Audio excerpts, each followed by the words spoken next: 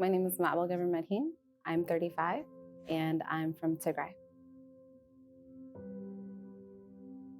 Tigray is a region. It's the most northern region of Ethiopia. The Ethiopian government has a prime minister currently who is an interim prime minister. He decided to use COVID as a way to extend his prime ministry without having an election. COVID, although it was a huge problem here, and it still currently is a huge problem here, in Ethiopia, it had not gotten to that point, but the Ethiopian prime minister saw an opportunity. And so he canceled all regional elections, whereas Tigray said, no, we as a region have the right to vote. Because of that vote, the Ethiopian prime minister was upset and he felt challenged. And a month later, started a war. And the war has turned into genocide. It became genocide very, very quickly.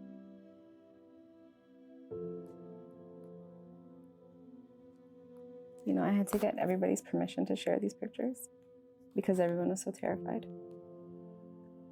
of, being targeted or, This is my grandmother, my mother's mother. She is a badass. She owns a little shop where she sold anything you needed, whenever you wanted. If you wanted it, she got it for you. She's so funny. She says funny things. She dances funny. She's just a really, really good time. But my grandmother has taught us so much. She's taught us how to be resilient, how to be independent, how to be a woman. Yeah, my grandmother has taught me to be who I am. I can't even call her to see how she's doing. I don't know if she's alive or starving. Now, if there's no food at all, how are you supposed to survive? You'd have to survive off of aid, but they're not allowing aid to come through. This is a forced famine.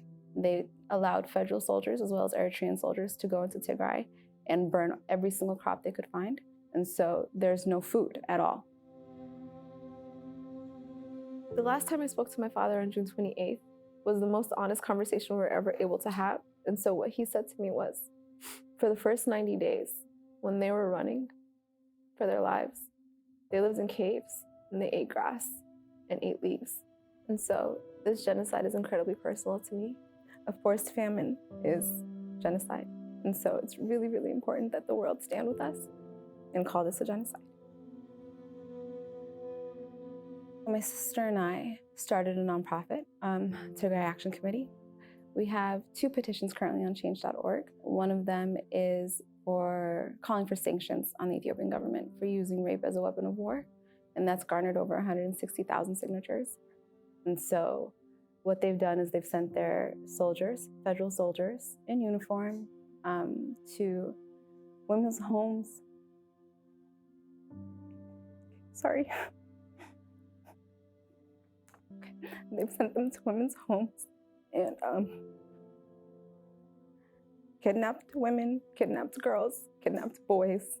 They've tied women to trees and raped them and killed their children in front of them.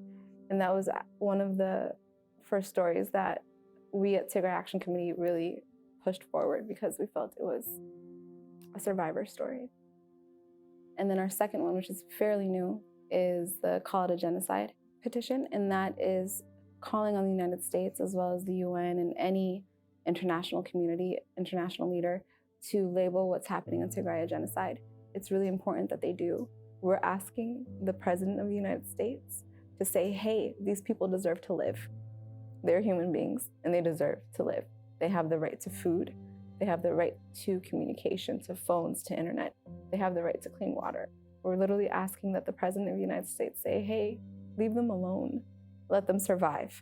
Let them survive. That's all we want to do is survive and be left alone. If you at least talk to one person about what's happening to us, that person will talk to another, and that person will talk to another, and it'll continue until the world knows.